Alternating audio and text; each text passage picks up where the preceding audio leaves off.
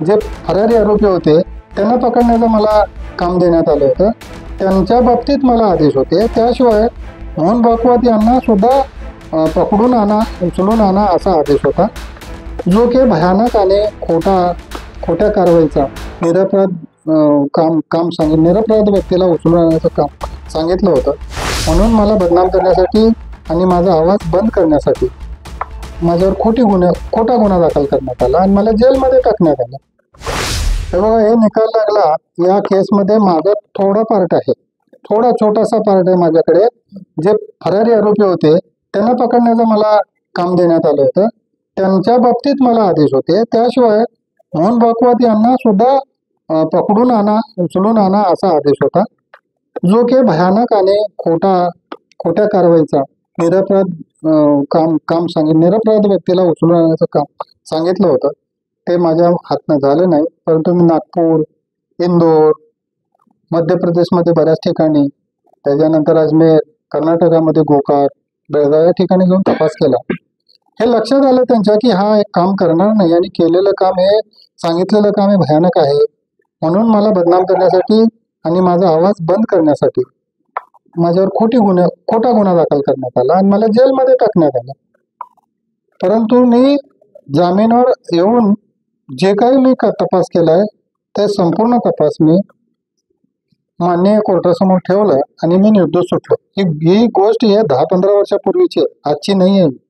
10-15 वर्षापूर्वीच मी गोष्ट सांगितलेली आहे, आज सांगितलेली नाही. आता हे निर्दोष सुटल्यानंतर तुम्ही विचारताय तर मग हे सांगणं भाग आहे. तर जे काही निर्दोष झाले आता हे मला आनंद आहे त्याच्याविषयी. कुठेतरी न्याय झाला आणि सगळ्या गोष्टी माननीय न्यायालयाने आत्ताच्या ज्या निकाल दिला त्या न्यायालयाने दिल्याच असतील. मी अजून काय बघितलेलं नाही, तो जजमेंट मला अजून मिळाला नाही. मी बघतोय, माझ्या वकिलांनाही सांगितलंय, मी बडंगे वकील आहेत माझे, त्यांना सांगितलंय की ते वर्डिक्ट आल्यानंतर ते सगळा खुलासा होईल त्याच्यामध्ये. तुमच्यावर काय होतं तर तुम्ही त्याला कसे लढला? मी ATS रिव्हॉल्वर, मला 10 मर्डर करायचा अधिकार आहे, मी ATS मध्ये आहे अशी काल्पनिक कथा रचली. आता हे पूर्वी असं होतं, अशीच वर्डिंग आहे त्याच्यामध्ये, मला 10 मर्डर करायचा तुला अधिकार आहे, तुला मी खलास करतो असं एका अतिरेक्याला मी धमकी दिली म्हणून माझ्यावर गुन्हा दाखल झाला. ते पूर्वी असं म्हणत होते, मी नोकरी करताना हे वर्डिंग आलेलं आहे बऱ्याच ठिकाणी. मिलिटरीमध्ये असलेला माणूस असं म्हणतो की मला 10 मर्डर केलं तरी काय होत नाही.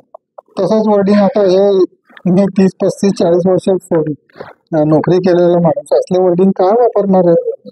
असले वर्डिंग वापरून माझ्यावर गुन्हा दाखल झाला होता, जे नाही न पटणारी गोष्ट आहे. आणि दुसरी महत्वाची गोष्ट अशी आहे की ह्याने त्या रामजेश तलसंग्रह पाटीदार यांचा, त्या संदीप डांगे यांचा खून केलाय. त्यांना वाचवण्यासाठी मला बोलवलंय न सांगता आणि मला जेल में घाताय. कसं आहे हो हे सांगा मला तुम्ही, कसं पटणारी गोष्ट आहे? मी हाती ठोकपणे सांगायला की त्यांचा मर्डर झालाय म्हणून, काहीतरी असेल म्हणून सांगायला, काहीतरी माहिती असेल म्हणून सांगायला. तर अशा प्रकारे माझ्यावर अन्याय झाला आणि माझ्या हातून म्हणजे वाईट घटना घडलेली नाही.